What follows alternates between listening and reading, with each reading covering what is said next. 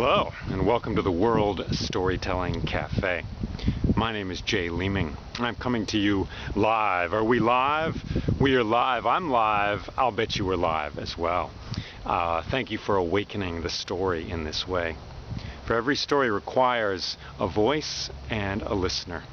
And perhaps I am listening in some way that I do not understand. Perhaps you are speaking in some mysterious way that is helping the world to blossom into new shapes, like birds flying out of coconuts to cross the sea and find new islands. Thank you for being here.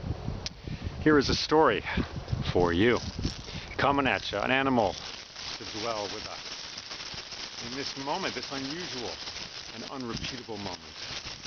Here is a story.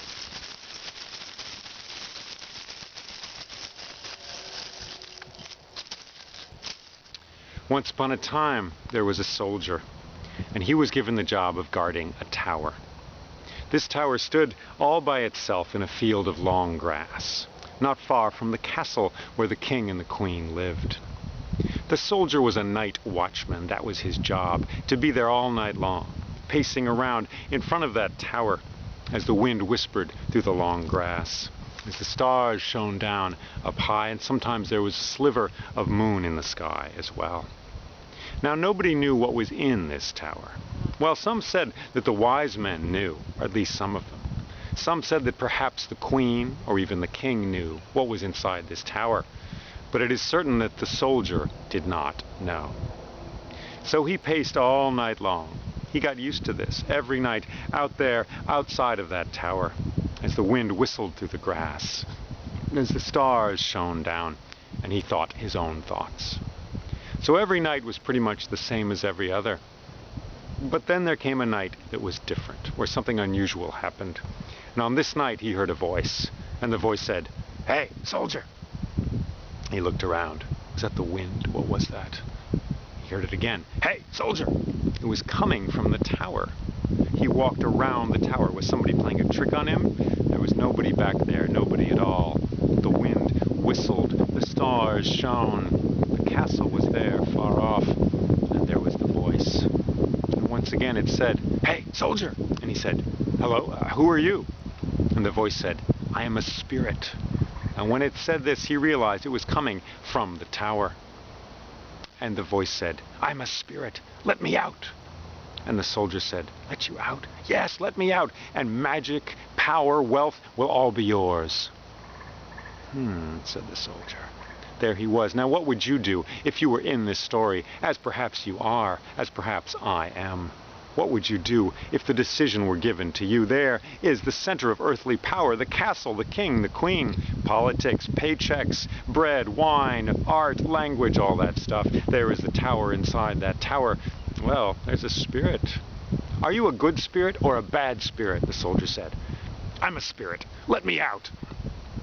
Well, in this story, in this moment, the soldier decided to let the spirit out. As it happened, he had the key. So he took the key, he went to that door, and he unlocked that door. The door swung open, and a huge, boiling, blossoming laugh came out of that tower. Bah! There was nothing to see. It was like an invisible wind circling and spiraling around. It laughed, it cackled, it went higher and higher. Bah! I'm free! I'm free! La la la la! Wah, ha, ha, ha. Up into the sky it went, and it vanished far up in the clouds. And it could no longer be heard. He looked around. Now, everything was as it had been before, more or less. Everything. The wind was there in the grass. The castle was there far off. The stars shone down. But behind him, the door of the tower swung a little bit in the wind. And the soldier had a thought. And this thought was, uh-oh. Yeah, the king told me to guard this tower, and I have let this spirit out of the tower. This is bad. This is bad. He's going to put me in that tower. He's going to kill me, or I got to get out of here. I got to go right now. So he threw down his sword, and he began walking. Now, it was the middle of the night, the dark of the night, but still he kept walking, and he stayed away from all human habitations, castles, houses, streets, alleys, things like that. He headed right out for the wild. The wild places where the stuff of life is all tangled and nature comes and sings and flourishes in its own way, and there are no laws and no humans there to enforce those laws. So he stuck to the wild places, for he knew he was now a renegade. He should go on the run. The king will want me. He'll have my hide for this. I gotta get out of here. So he walked all night long.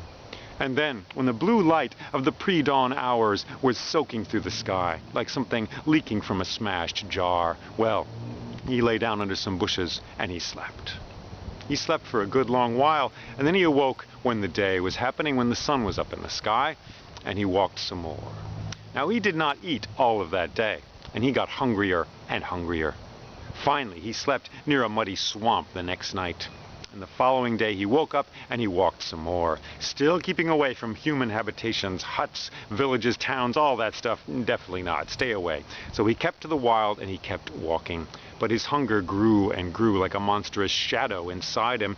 Finally he came to a sandy desert-like place. There was some sand, there were a few boulders and rocks there, and he sat down on one of those boulders and he began to weep. He did indeed, for sorrow took him. He succumbed to sorrow, that blue, rainy, dark animal that comes and seizes hold of us at many times in our lives. So he succumbed to that animal, the bite of that animal, and he cried and he wept. Oh, this is horrible, this is horrible. I have nothing to eat. In the castle there, working for the king, I had 3 meals a day. I had beer on Friday and cake on Saturdays, and now nothing. I'm going to starve out here, and it's all your fault, Spirit. It's all your fault. And then a voice came. Hello, soldier. Spirit, is that you? Yes, indeed. How can I help?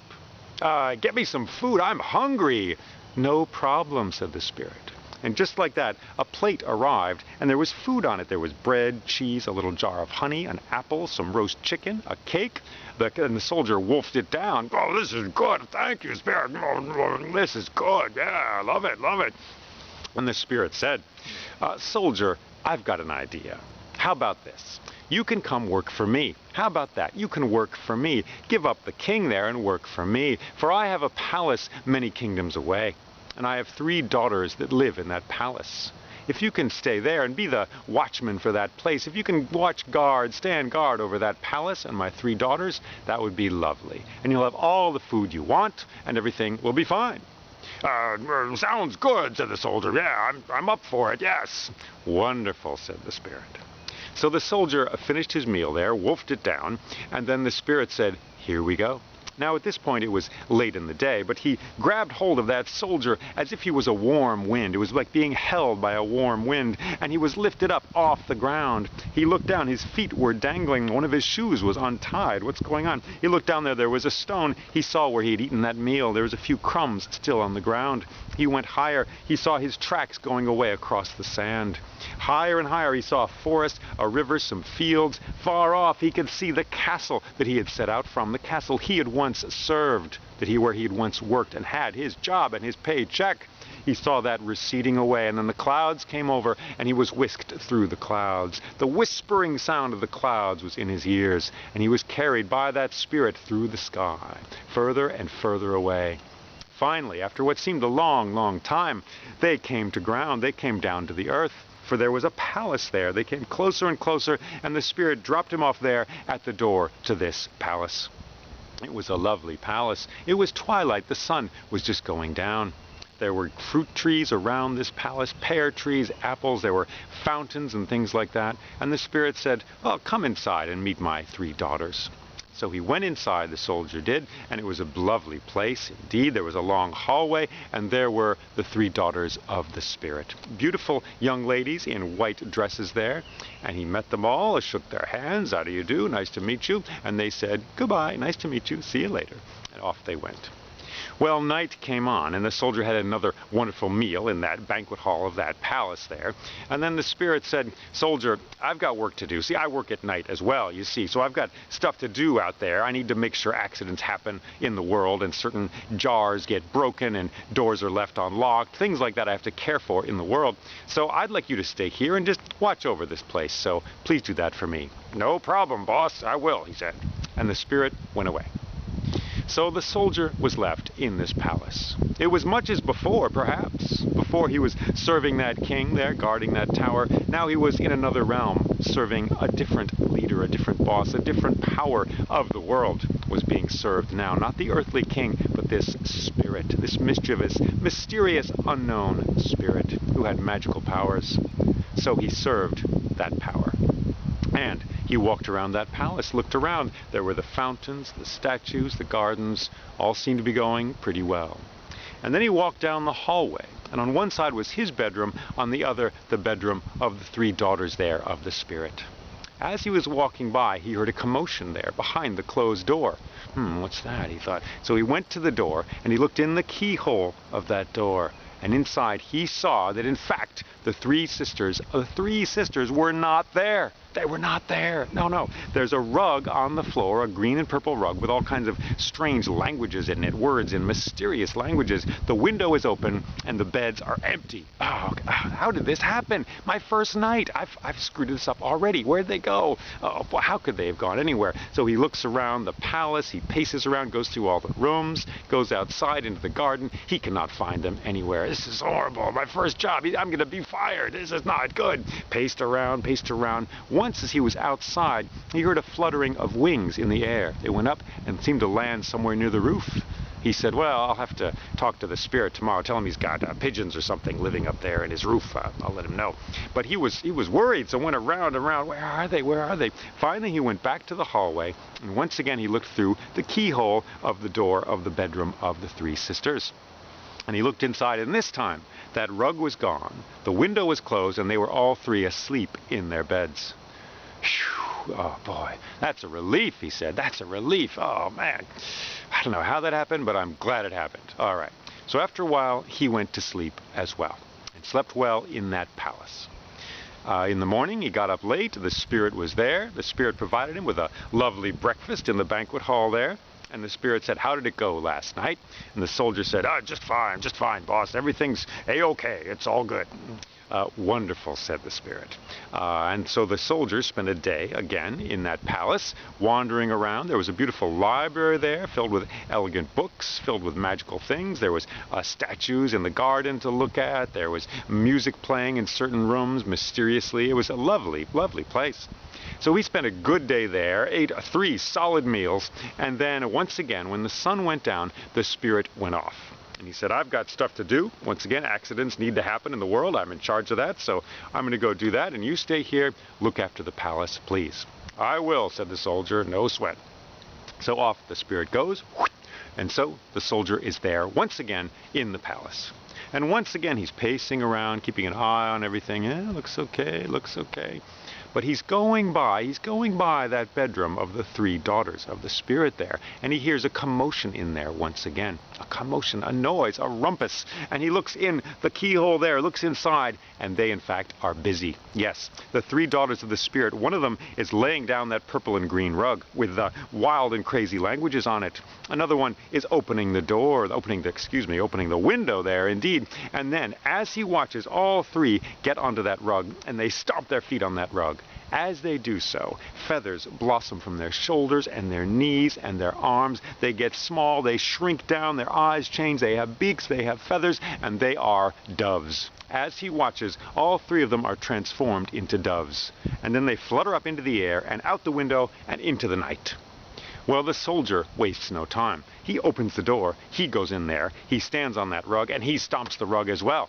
As he does so, mud-colored feathers start to sprout from his shoulders and his arms, strangely beautiful, like the colors of old wood. They come here, they come there. He gets small. He feels his nose shrinking and getting like a beak, and he's got feathers all over it. He is a sparrow. And he takes flight, flies up and out the window and after the 3 daughters of the spirit. So they go through the night air. Up and up they go, away from the palace, receding behind them, and higher up through the clouds. And then he sees that there is a river of doves up there, all kinds of doves, thousands of doves. They're all gathering, they're all flying up there through the darkness. And they join this great river, flying and coursing through the wind and the clouds, through the night.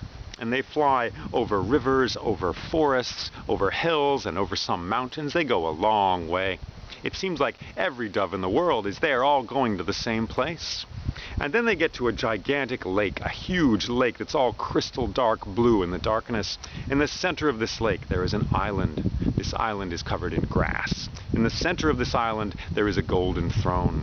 And they land there, and it seems every dove in the entire world is there, gathered on this grassy island at the center of this lake.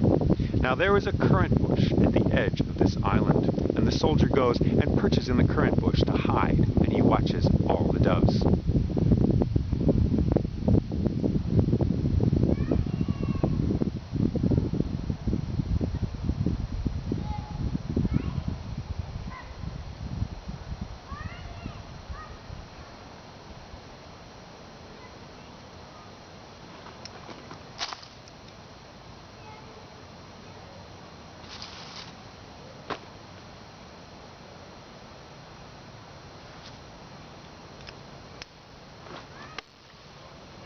And the doves, it seems, are waiting for something. They're preparing themselves. They're all twittering, talking this way and that, whispering in their dove-like way. And then suddenly there's a huge thunderclap. Bang! And out of the sky come 6 golden dragons. Yes, indeed. Pulling behind them a white carriage. These dragons snort and flap their wings, and they spiral around in circles. Finally, they come to rest on the grassy center of that island there. And the carriage opens its door, and out steps a queenly, regal, powerful, magical woman. She's got a green and purple dress on. She's got amazing hair with a feather in there, and she strides away from that carriage and to the golden throne. And she sits in that golden throne, and there's a gasp of excitement that moves like a ripple in water all through the doves there, waiting to hear her speak. And then she begins to speak. And her words, they are moonlight, and they are numbers hidden inside coconuts. They are the laughter of old stones. They are lavender and the wolf's cry. They are ice and they are fire. They are numbers and equations of altitude and wind, speed. They are tail feather and blossom. They are the light in the eyes, and they are once upon a time there was a man who took a bird out from the woods and caught it and put it in a cage in his house. In his house he had the bird in a golden cage. Can you imagine? Yes, but he had no sooner done that when the bird began to speak. And the bird said to him, man, two-legged human there, how are you doing? You put me in this cage, but this is not a good idea. I'm telling you, I don't think you should do that. See, I'm a songbird, you know, and I sing, you know, but there's lots of songbirds out there. They sing all the time for free, and you could eat me, but I'm not really good eating. I mean, there's chickens, there's a much meatier birds out there for you. So I'm saying this, I propose you should just let me out. Let me out of this cage, and I'll give you 3 pieces of advice, magical advice, which will change your life in a permanent and wonderful way, just forever. What do you say? And the man said, well, how would this work exactly? The bird said, well, it would go like this. I'll tell you the first piece of advice when you take me out of the cage and I'm in your hand. The second piece of advice when I'm in that apple tree right there outside your window. And the third piece of advice I will impart to you when I'm over there on that little hill at the edge of your garden. Well, that sounds pretty good, says the man. All right. So he goes to the cage, opens up the door, reaches in, takes hold of the bird. For a moment, all those fragile, lovely, warm feathers are in his hand. And he says, okay, now, what's this advice? And the bird says, the first piece of advice I have for you is this. If you ever lose something, even if it was more dear to you than life itself, do not sorrow and do not grieve, but let it go. Thank you, said the man. And he opened his hands and he let the bird go. And the bird flew away into an apple tree just outside the window. And the man went to the window, and the bird said, the second piece of advice I have for you is this. Never believe anything impossible, not unless you see it with your own eyes. Thank you, said the man. And the bird flew from that apple tree to a small hill there at the edge of the garden.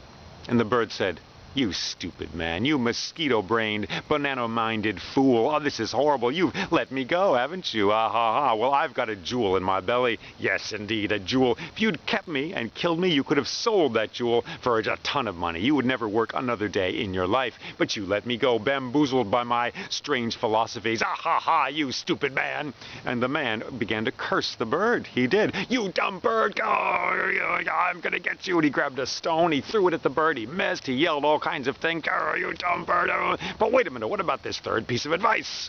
And the bird said, Third piece of advice. Why should I waste my breath on giving you a third piece of advice? You haven't even listened to the first two things I've said. Even now, you are grieving over something you have lost, and you are believing in something impossible. There's no jewel in my belly. I'm much too small a bird. I would die with a jewel like that in my belly. No, I made all that up.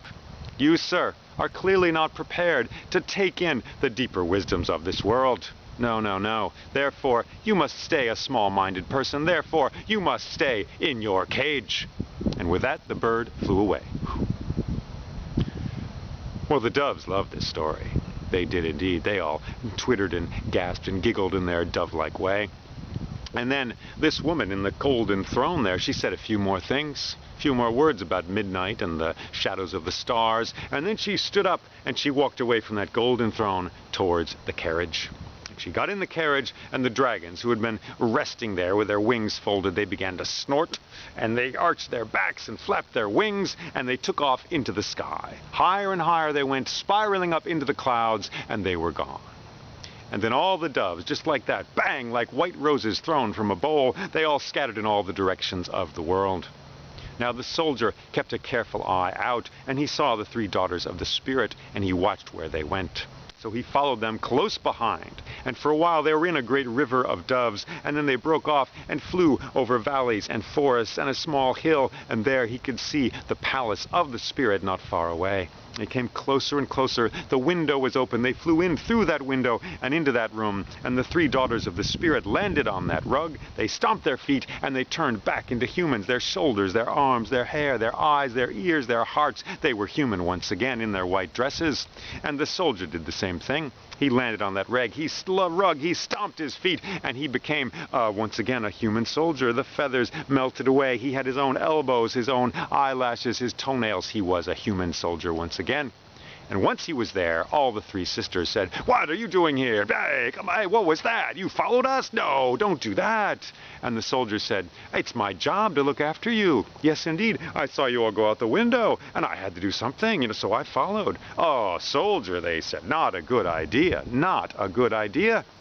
That was Elena the Wise. Yes, indeed. If she'd had her magic book with her, oh, she would have known exactly where you were. She would have killed you on the spot. Do you hear us? On the spot. So, no, do not do that again. Do not do that. That is what we say to you. "Thank you for your advice," said the soldier. Good night." And then he turned and left, and they put the rug away, closed the window, and they slept as well. Well, night came, night continued to come, night flowed over them like the dark river it is, bringing with it dreams and melodious thoughts from far away. And then the day came, and the spirit was there. "How'd it go, soldier? How'd it go?" All good, boss. Yeah, everything's tip-top shape. Everything's fine. Good. So the soldier spent another day in that palace. All was well, looked at the statues, perused a volume of old poetry from the library there, looked at this, looked at that, did some push-ups, and life was pretty good. Enjoyed his 3 meals of the day. And then when the sun went down, once again the spirit went off. "I've got stuff to do, a long list of stuff to do. Yeah, things got to break, dust has got to get clogged in certain machines out there. It's just hard work I do, so I'm going to go do that. You once again look after the palace and my 3 lovely, charming daughters." "Thank you," said the spirit. Okay, off he went. The spirit went into the sky, and the soldier was there.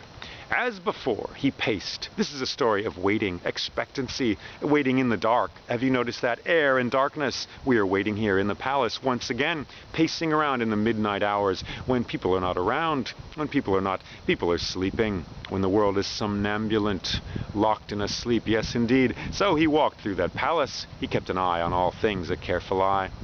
Once again, however, in that bedroom of the 3 daughters, he heard a commotion, a rumpus, a noise, and he looked in the keyhole. Once again, they were taking that rug, that magical rug. They were putting it down on the floor. One of them opened the window. Once again, just like before, they stomped on that rug. Feathers, snow-colored feathers, blossomed from their shoulders, their knees. They became doves. They flew up into the air, out the window, and were gone. Once again, the soldier did not waste time. He went into that room. He stomped on that rug. He blossomed also like a strange flower into a sparrow. And then he took up into the air, went out the window, and was gone. And they followed, and once again there was a river of white doves moving through the night air, the stars high above, humming in their silent and ancient way above them, guiding them in a strange way to their destination. Over the hills, the forests, the valleys they went. They came to that great big lake. At the center there was the grassy island. Once again they landed there, covered in white doves. Every dove in the world, it seemed, must be there. Thousands of doves, tons of doves. And the soldier roosted there in a little currant bush at the edge of the island. And they all waited. And then it came. Just like before, a huge thunderclap.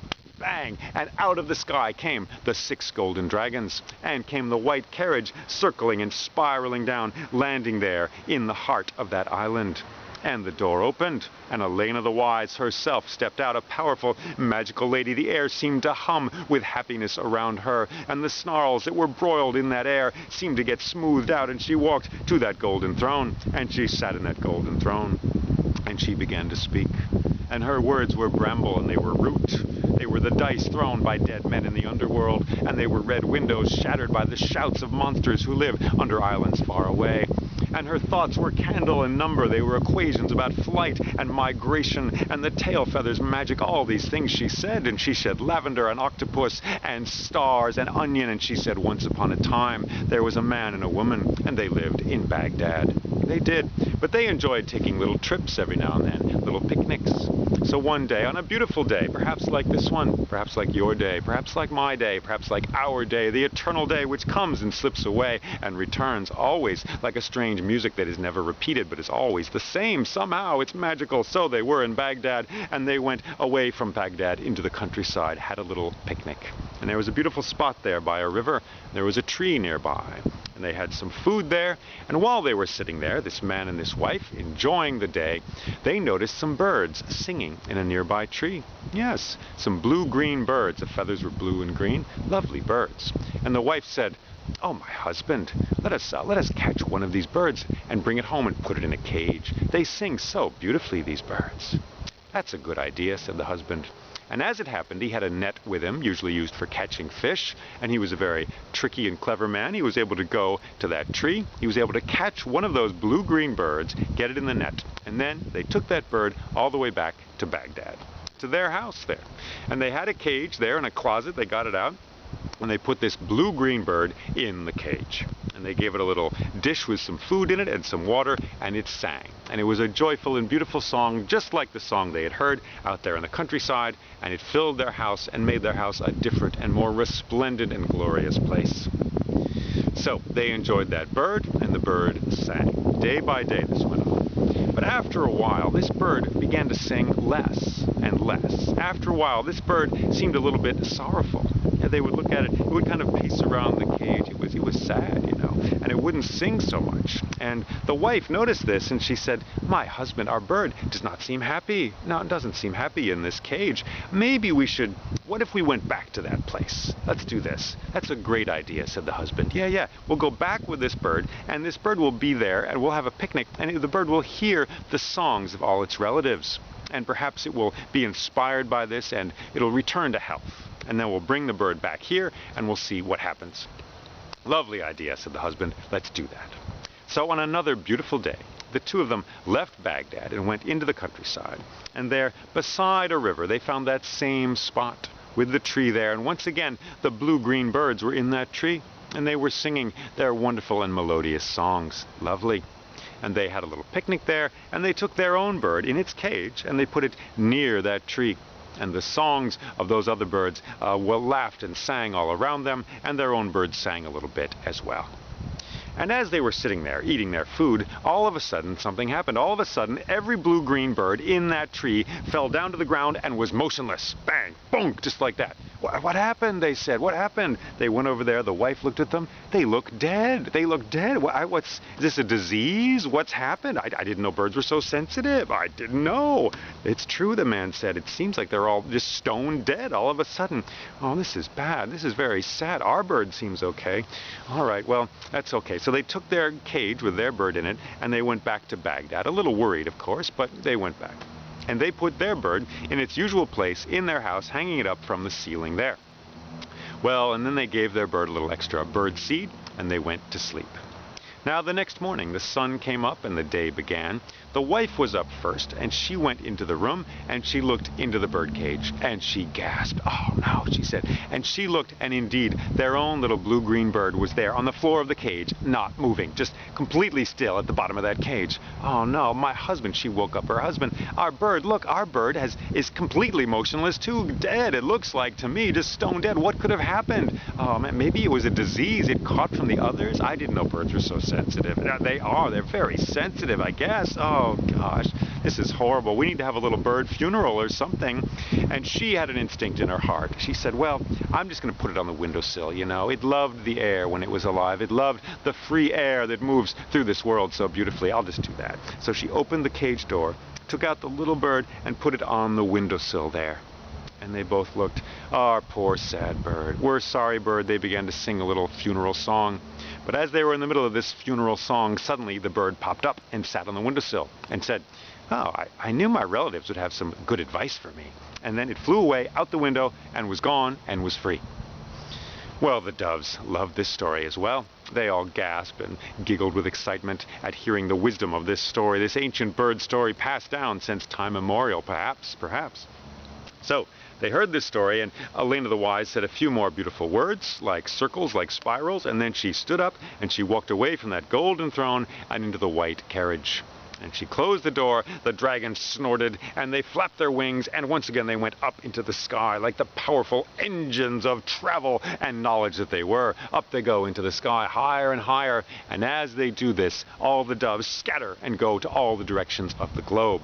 But the soldier, he makes a crucial decision. This time, he does not follow the three daughters of the spirit. He follows Elena the Wise. Yes, flapping his sparrow wings as fast as he can, he says, "I'm following her." And so he follows the golden dragons, 6 of them, pulling this white carriage through the clouds, through the darkness of the night, with the stars up above humming their ancient song. He follows, flapping his sparrow wings. Now, they are fast, these dragons, but they're also carrying the carriage, so they aren't super fast. So he follows them this way, that way. They go a long way over hills, over mountains, over rivers and things like that. Finally, he sees a palace in the distance, a beautiful, resplendent, glorious palace, lovely. It's got red towers on this side and blue towers on the other side, and a beautiful garden, a circle, and a spiraling pathway around it. And the dragons come and they fly around and they come to rest, landing in this garden. This garden, which is like a jewel cast down onto the earth. All the trees there, the pear trees, the apple trees, quite lovely. And the carriage door opens. Elena the Wise gets out and she goes into her palace. Now the soldier, he does this. He flies to a pear tree just outside the window of Elena the Wise's bedroom. And he begins to sing. Yes, he sings. And he sings all night long, and it's a lovely song.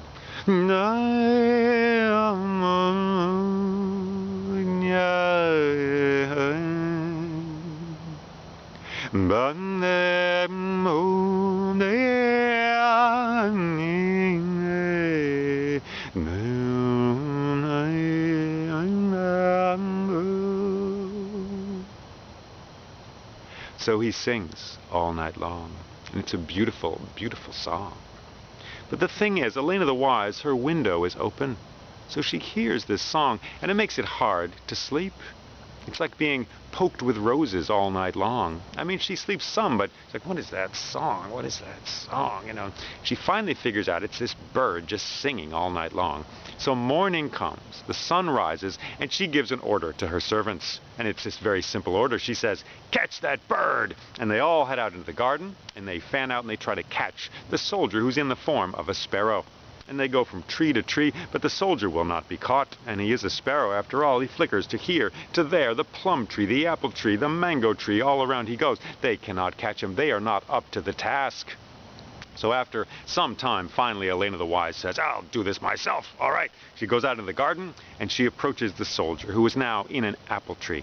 Closer and closer she comes with her hands out. "Here, bird, here, here, bird, here, bird." He just sits there quivering in the tree with his wings there. She says, "Here, bird, here, stay still, stay still, stay still." And she puts her fingers around him. She closes him up into her hands, and she carefully holds him close to her body and takes him inside into the palace and into her bedroom. And there is a golden cage in that room, and she puts him in there and locks the door. So he is in that golden cage in the bedroom of Elena the Wise. and he is there all day long, as she does her magisterial things, her duties that she has as Elena the Wise. And then night comes. The sun goes down, the stars come out, the moon is in the sky. And Elena the Wise goes to that bedroom, puts on her bedclothes, and lies down in the bed there and goes to sleep. And the soldier is there in the shape of a sparrow in that cage. And it is a beautiful sight to see Elena the Wise there asleep in the bed. There is a fire in the hearth just crackling away there. There's a table in the corner, a green table with a big gray book on it. There are marvelous paintings and statues and things on the walls, bird feathers and things like that. And the moonlight is coming in the window, and there she is asleep. And then, just like that, he cannot help himself. The soldier turns from a sparrow into a fly. Bzzzt, and he buzzes out of that cage bzzzt, and onto the floor, and he stomps the floor, and he becomes a human soldier once again. And he is standing there, and he kneels down, and he kisses Elena the Wise on the forehead. And she wakes up a little bit and goes back to sleep. As soon as she mumbles like that, he turns back into a fly, bzzzt, back into the cage, bzzzt, and once again he is a sparrow. Everything's fine. Everything's fine. Da, da, da, da, da.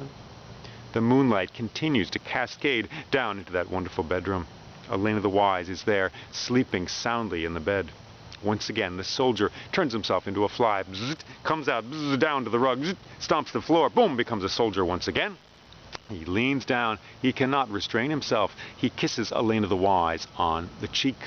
And boom, turns into a fly, bzzz, back into the cage. He's a sparrow again. And Elena the Wise, what was that? What was that? And then she goes back to sleep. Well, time passes, but finally, for the third time, the soldier cannot restrain himself at all. So he turns himself bzzz, into a fly, bzzz, out onto the floor. Boom! Once again, he's a soldier. And he leans down and he kisses Elena the Wise on the lips. Just like that. And then bzzz, he's a fly again, bzzz, back into the cage, and he is a sparrow once again. Now this time she wakes up, sits up in bed. Oh, something's going on here, she says. Something's happening. Something is not right. And she stands up. She goes to the corner, the green table there. There is her magic book. She opens up the gray magic book. The folds, the pages of this magic book, like storm cloud cloud-colored book. She pages through it this way and that way, looking here, looking there. Finally, she says, she sees something, and she turns and looks right at the sparrow in the cage. And she says, "You're no soldier! Out of there this instant, you criminal, you thief, you miscreant!" And just like that, the soldier, what else can he do? He turns into a fly, bzzz, comes to the floor, boom, and there he is as a soldier. And she says, "How dare you accost me in my bedroom here? How dare you do this? Guards!" And the guards come running. They do like that. And she says, "Kill this man!" And an executioner comes in, a huge man. He's got a big granite stone on his back. He plumps it down on the floor, boom, like that. He's got a huge axe like that. He grabs hold of the soldier. He's a big man, stuffs him down on the ground. The soldier's ear is against the cold stone, and the executioner has the axe high in the sky there, in the air, and it's sparkling with the moonlight, and he looks at Elena the Wise for the signal to cut off the soldier's head. And in that moment, the soldier said, "Please let me sing one last song before I die." And Elena the Wise looked at him and said, all right, one song, but make it quick. I've got stuff to do." So the soldier began to sing. Yes, indeed, with all of them in the room there, he began to sing a beautiful song. And this song was like a fruit on a branch that had its roots down there in the silence that is at the center of all things. A fruit that had always been there. It had the entire world inside it, and pianos and saxophones, and the music of the ocean, and of ice melting in the high glaciers, and the music of the moon revolving in its course through the heavens, and of all the stars and the planets, and a butterfly's wings. It was a sweet, sad song to comfort old grandmothers who remember with their tears the children who will come in 1,000 years and die and then live again, perhaps in some other time. It was a flourishing, beautiful song. And when that song was finished, the whole room was nourished. Even the fabrics and the fibers of the rug were satisfied and nourished and felt better because of his song. And there was a tear in the eye of Elena the Wise. And she looked at him and said, all right. Well, what you got to do is this. Let's say this. If you can hide from me by dawn, if dawn comes, if the sun breaks the back of the darkness and comes out of that and shines its light into the world, and I cannot find you, well then, sir, you are smart and clever enough to be my husband. If not, you shall be killed on this stone in this room right here by this man. You shall walk this green earth no more. So, scram! And the soldier looked around. He said, okay, all right. And he ran from the room, out of the hallway. Where should he go? He had to hide by dawn from Elena the Wise. What is he going to do? He panicked, went down, opened a door. It was a broom closet. Oh, no, that's not it. Went this way. He stumbled outside into the garden, then went through the fruit trees. I gotta hide. Where do I hide from a magical woman? Out in the forest, he went into a swamp. He started going through the reeds, and then he called out, Spirit, help me, Spirit! And a voice came. Yes, soldier, hello. And the soldier said, Spirit, please help me. I gotta hide from Elena the Wise by dawn. She can't find me anywhere, or else I'm a dead man. Do something. And the Spirit said, this is no problem, soldier. No problem at all. And in that moment, the Spirit manifested himself as a great blue eagle. Yes, indeed, an eagle with blue feathers, blue like the deepest waters of this world, shining with light, a fantastic blue color. And the Spirit said, soldier, get on my back and we'll be fine. So he did that, and the eagle, the blue eagle that was the Spirit, climbed spiraling up into the sky and went past the realm of the birds and the clouds and the moon, high up into the stars it did, so that the earth was far below like a bowl way, way down there, could hardly be seen. And they flew around up there in the vast darkness of that place. And meanwhile, down on earth, Elena the Wise was pacing around her bedroom, and she went to the corner where there was a green table, and her big magic book was there. And she opened up that magic book with its pages, the color of rain clouds and of white clouds, all the different cloudy colors that are in this world. And she turned those pages sternly, looking from one page to the next. And then she found what she was looking for. And she knew right where they were. And she looked up at the sky and she said, Spirit, it's no good. I know just where you are. And the Spirit up there in the realm of the stars and the darkness said, all right, this isn't working. Let's try something else. You're right, this isn't working, said the soldier. We're in trouble. Hang on, said the Spirit, hang on. And it flew down, cascading down out of the realm of the stars and the darkness and the moon, through the clouds, down there to the earth, and down there exactly to the garden of Elena the Wise. And the soldier got off of the Spirit's back. He was there in the form of a blue eagle. And then just like that, the blue eagle reached out and tapped the soldier on the side of the head. Tap. And just in that moment, he felt himself becoming small and narrow and metal-like. He felt like he had grown up inside a mountain somewhere, and he was kind of reflective, and he got very sharp and pointy, and he fell down in the grass, seemed to be growing bigger and bigger. The grass seemed to be huge, gigantic grass around him, and he realized that he had been turned into a pin. Yes, he was a pin there in the grass. And then he heard a scurrying, and it was the Spirit in the shape of a mouse. And the mouse came with its whiskers and its snout, and it took hold of that little pin there that was the soldier. And it scurried away through the grass into the wall of the palace of Elena the Wise. Now, luckily, there was a crack in that wall, and luckily, a mouse could fit into that crack. And so he scurried along that crack inside, through the wall, into the hallway, down the hallway, past the broom closet, to her bedroom. In fact, indeed, it was still nighttime still. Luckily, they went to the bedroom, and the mouse went to the corner where the green table was, climbed up one of the legs of this table, and went to the magic book itself, and took the pin that was the soldier, and stuck that pin inside that magic book right there between the pages. And then the Spirit in the form of a mouse scurried down the table leg and away. Well, not much longer passed by, not much more time was left, and then the sun rose. The blue light of dawn was in the air, and then the sun itself came, breaking the back of the darkness and cracking everything open so that light shattered and splintered down into this world. And it was a new day, and the birds began singing their fabulous and wonderful songs, the songs that make this world live. And then Elena the Wise strode into her bedroom. And she went to that magic book. Yes, indeed, she said, and she began turning the pages of that magic book, looking here and there. Where is that soldier? Let us see, let us find that miscreant, that criminal. Here, he's not smart enough. Wait a minute, where? I don't see anything. I don't see anything. She turned the pages. Oh, where is that guy? Turned some more pages. This can't be. Turned the pages some more. Yes, indeed, she did not know where he was. She looked all through that book. She was mighty angry. Oh, that guy, maybe he has hid from me. And she grabbed hold of that magic book, and she held it like this, and then she threw it through the air towards the roaring fire in the fireplace. It went whispering and circling and spiraling through the air towards the fire. As it did so, the pin, which was the soldier, fell from that magic book and down onto the floor. And then the magic book hit the flames of that fire, which were roaring, and up it went into smoke and ash, and all that magic was turned into smoke, drifting up overhead into the garden. And the pin on the floor became and took the shape of the soldier, and he was standing there in the room. And behind him the magic book was burning. And Elena the Wise looked at him and said, "So, sir, there is more to you than meets the eye. You have done what I have asked. You have hidden from me. I did not think you could do this. I did not think you were capable of this. Clearly there are resources in you which I am not aware of, but perhaps will be revealed as time goes on. Shall we then go forward in this world as husband and wife?" "Yes, indeed," said the soldier. "Let us do that." And the two of them had a wonderful meal together in the banquet there. And she put aside the anger she had had at him. It was like a tool you lay aside.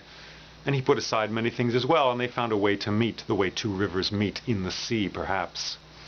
And they got to know each other pretty well, and indeed there was soon a marriage ceremony celebrated in that garden. That famous garden now, with the pear tree and the apple tree, the tree in which he had sung, the grass in which he'd been turned into a pin, the grass where the dragons had landed fabulously some nights before. So there was a ceremony there, and it is said that all the birds of the world came, certainly all the doves came to that gathering place.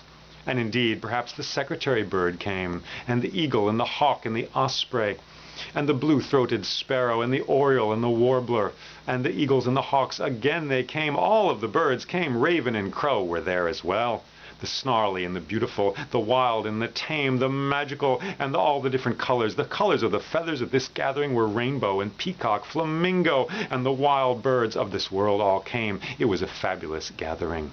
And there were songs. A bard sang a long song about the history of flight and the voyage of the first bird from death all the way through this world to eternity, which is his permanent home. And the phoenix was there as well. And at this gathering also there was a feast afterwards. I was lucky enough to be there. Yes, indeed. And there was marvelous food, and there was blue wine from Cornwall, and fabulous honey candies from Detroit, Michigan. Fantastic things were there. It was a lovely occasion. It did not appear on Zoom, but still it was magnificent. And they gave me a little golden feather. And they said that if I held it up to you like this, in this moment, anyone watching this story, hearing this story, would imbibe the nourishing magic of that feather. And they would, of course, live forever and be reincarnated once they died as a bird after they were done living forever.